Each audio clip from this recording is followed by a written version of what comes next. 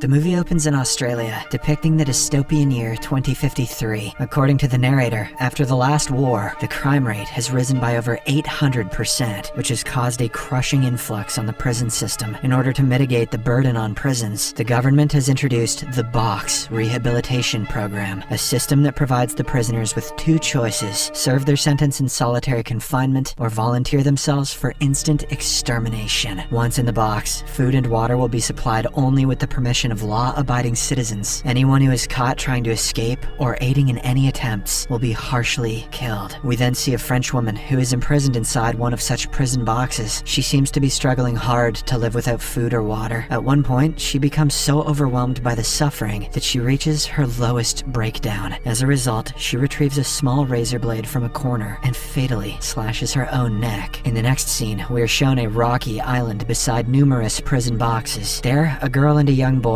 are seen playing with a rubber ball. Shortly after, the ball hits one of the boxes, causing prisoner 371113. It's like someone tried to type "leet" but hiccuped to regain her consciousness inside it. As she wakes up, she finds her hands and legs tied with ropes. She frantically bangs on the box walls, shouting to be let out. Just then, a small screen displays a woman who informs her that the jury has proven her guilt, sentencing her to 7 years of rehabilitation without parole. She further asserts that her food and water will be supplied only on the discretion of citizens she betrayed. Hearing this, the prisoner screams and cries, insisting that she is innocent. The following day, prisoner Leet wakes up and waves her food container to request some water. However, there is no one around to respond. Following this, she starts checking the entire box in hopes of finding a way to escape, but every touch results in an electric shock. As time passes by, survival becomes even harder. Meanwhile, in the other prison box, we see prisoner 13558 searching for an escape way. While inspecting, she inadvertently triggers an alarm, causing a red light to flicker. As a consequence, a sharp metal rod descends from the ceiling, which brutally impales her to death. The next morning, prisoner Leet is woken by a young woman who provides her with small food pellets and some water. The prisoner tries to explain that she is innocent, but the woman tells her that the citizens will decide her fate. She further adds that she is not the first nor the last prisoner they will have here. Following this, prisoner Leet spends some more days with the meager food and water, but one day she becomes overwhelmed by hopelessness and depression. As a result, she takes a rope from the floor, intending to commit the unthinkable. She starts choking herself until she runs out of breath, but in the nick of time she releases herself as she is unable to go any further. She then cries out loud, wondering what she did wrong to end up with such a fate. Over time, prisoner Leet accepts her sentence and employs various distractions in order to cope with her situation. She starts to spend her days gazing out through a small hole and sleeping. One day, she reaches her hand outside and obtains the rubber ball. This acts as another means to help her pass the time. After a few weeks, a drone moves the prisoner's box to a different location, which appears to be a forest. Now she can bird watch. In the next scene, we are introduced to another prisoner with the code number 180102. He has a 5-year sentence and has already served half of it inside the box. After spending 2.5 years there, he has come to accept that being confined there is justifiable due to the consequences of his past actions. One morning, prisoner Leet is approached by a girl dressed in blue. She asks her what she's doing, to which the prisoner replies that she's serving her 7-year sentence. The girl starts a conversation, asking if she has heard of William Shakespeare. When the prisoner answers in the negative, the girl offers her a book to read. However, the latter refuses to accept it, claiming that she is not permitted to do so during her rehabilitation period. In the midst of their conversation, the girl asks prisoner Leet to come closer, after which she holds her hands and recites some lines from Shakespeare's book, making her feel good.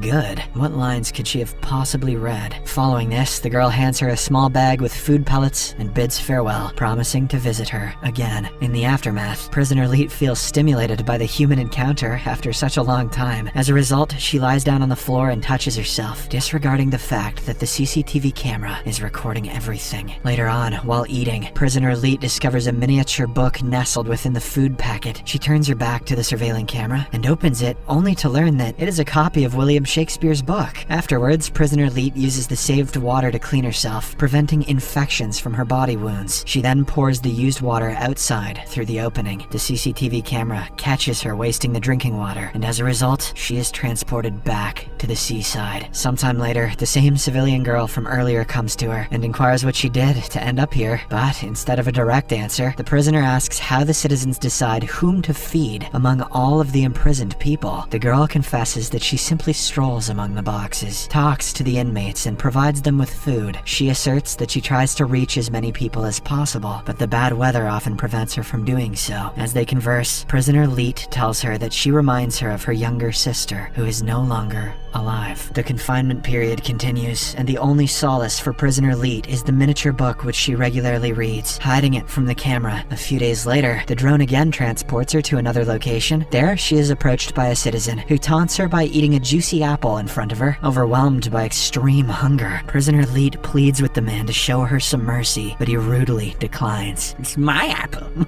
He further claims that all the prisoners should be executed without any mercy. Nevertheless, he is willing to offer his apple under a condition that she allows him to fulfill his gratification. Although this is against the law, the prisoner, who is driven by starvation, reluctantly agrees to his condition. She then removes her underpants and lets him have his way. In the midst of this illicit transaction, a patrolling drone catches him and instantly opens fire, killing the lawbreaker on the spot. One of the bullets hits the prisoner's leg, causing her great pain. Despite this, she reaches her arm outside and retrieves an apple from the deceased citizen. She immediately devours it, but to her dismay, the fruit is stuffed by worms, which prompts her to throw up. The same night, prisoner Leet wakes up to a blaring siren, and a voice tells her that she has violated the prison rule by agreeing to trade for food. This breach results in punishment: 7 days of insomnia, which the voice claims is the first and last warning. As a result of this, the subsequent days pass like hell for her, because every time she closes her eyes, a huge siren emanates along with the flickering lights. In a desperate bid to prevent herself from falling asleep, she bangs her head against the wall, inflicting self-harm. Moreover, the prolonged sleep deprivation plunges her into a state of hallucination, wherein she envisions a regal figure resembling her mirrored reflection. Eventually, the 7 days pass, and her punishment comes to an end. Her tired brain finally gets the rest it craves, after which she ends up sleeping for days. One night, she hears the sound of some fireworks. She gets up to look outside and sees the blossoming sky with colorful fireworks. It turns out that the citizens are celebrating the new year. In the honor of this event, an amnesty is declared for the prisoners in isolation boxes, excluding those who are politically convicted. Thus, prisoner Leet continues to serve her sentence. One day, an elderly woman walks up to the prison box and talks to prisoner Leet. She shares her own harrowing experience of enduring 15 years in a similar confinement, confessing how it molded her into a resilient yet unpleasant person. She then tosses an old rusty razor blade towards the prisoner and walks away. In the next scene, prisoner Leet is once more approached by the same Shakespeare enthusiast from earlier. The prisoner initially believes her to be a hallucination, but the girl tells her that she's real. That's exactly what a hallucination would say. She then offers her some water and recites another paragraph from Shakespeare's book. Despite the encounter being a brief one, it somewhat provides relief from her ongoing pain. The scene then fast forwards to a few months later, and prisoner Leet's belly has gotten enlarged. Here, we learn that she is now pregnant with the baby of the man who offered her the apple earlier. During the nighttime, the Shakespeare enthusiast girl comes to prisoner Leet and expresses her desire to rescue her from captivity. However, the security system detects the interference, which causes the alarm to go off. Sensing the imminent danger, the girl hurriedly departs, after which the siren stops. The following morning, a citizen comes to prisoner Leet and asks if she wants mercy. When the latter affirms, the man shows her another prison box at a distance, which he seems to have burnt down as a form of mercy. Seeing this, she refuses to accept such mercy, opting to continue her miserable existence instead. As a few more months pass by, prisoner Leet experiences the onset of labor. After enduring the pain for a long while, she ultimately manages to give birth to her baby inside the box. As soon as she holds the baby in her arms, she feels so happy that she forgets the pain that she has been suffering for years. However, her happiness is short-lived because the security system immediately senses an extra soul in the chamber. As a result, it releases a gas which acts as an anesthesia, rendering her unconscious. By the time she regains her consciousness, her child is already gone. This prompts her to cry frantically, screaming to have her baby back. However, as usual, her pleas go unanswered. At one point in time, prisoner Leet's box is hit by the sea waves as well as rainstorm, due to which the water begins to fill in it. As the chamber gets soaked, she starts shivering out of cold. In addition, the security system malfunctions due to water, so it perceives her presence as a violation of the confinement. Consequently, the authorities from outside, who are completely unaware of the real ordeal, issue a warning that if the interference is not cleared within a few seconds, the prisoner will get exterminated. With the countdown underway, the prisoner struggles against drowning in the rising water. Soon after, the countdown reaches 0, and the patrolling drone shows up to transport her for extermination. But on the way, the drone is struck by lightning, causing the box to plunge into the sea. In the final scene, we see some citizens playing on the coastline when they notice a prison box that has been washed ashore, along with the prisoner lead. Regardless, they choose to ignore it and walk away from the scene, abandoning